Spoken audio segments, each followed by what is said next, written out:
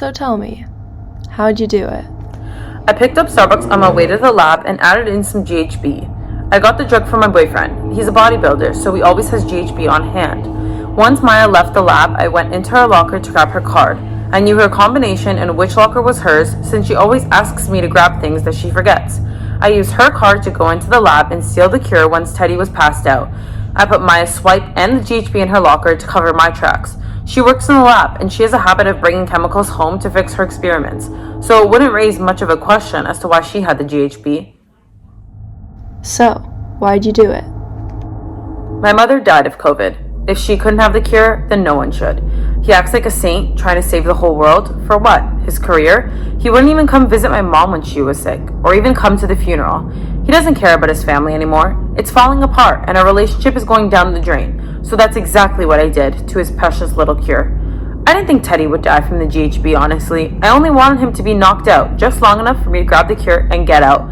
How was I supposed to know about his fentanyl addiction? If I would have known, I obviously wouldn't have given him the GHB. I had no intention of killing him. I just wanted him to get a taste of how unfair the world can be, especially after what had happened to my mom. Can you describe your relationship with Dr. Graham? Teddy wouldn't leave his wife. We've been together for years now, and I was sick of waiting. I love him, and I thought he loved me too. Maybe he did, but he makes a choice every day when he wakes up and decides to spend his life in a laboratory instead of being with me. So when I found out that the cure was missing, I felt hopeful that maybe that we would have finally set him free from his obsession with chemistry. My hope for our future died along with him. Can you describe your conflict with Dr. Graham? That selfish prick wasn't going to give me any of the credit that I worked so hard for and deserved. It's really difficult dedicating that much time and effort into something that you won't ever be recognized for. I was there just as many nights as he was, and I was the one who came up with the formula for the cure. He wanted to take all the credit and leave me nothing? I'd be exactly where I started, just some unknown undergrad student, while his career would peak. Now tell me how and in what world is that fair? He got what he deserved. What disagreements did you have with Dr. Graham? Ted and I had gotten into a big argument earlier that day.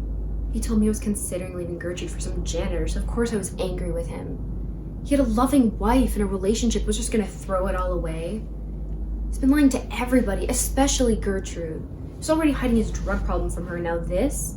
The only reason I even know about the drug problem is because I walked in on him with a syringe in his hand. The guilt of me knowing about it and not being able to tell Gertrude is just eating me up inside. She deserves so much better than a husband that lies and cheats. I lost my husband to COVID just a few days before this whole thing, and I'd do anything to bring him back.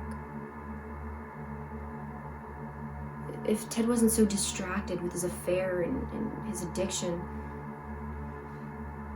maybe he could have finished the cure in time, and my husband would still be alive.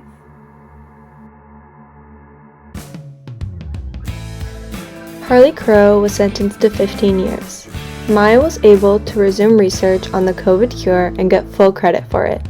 Damien, Professor Chestnut, and Mrs. Graham all moved and now live on the same street and are inseparable best friends.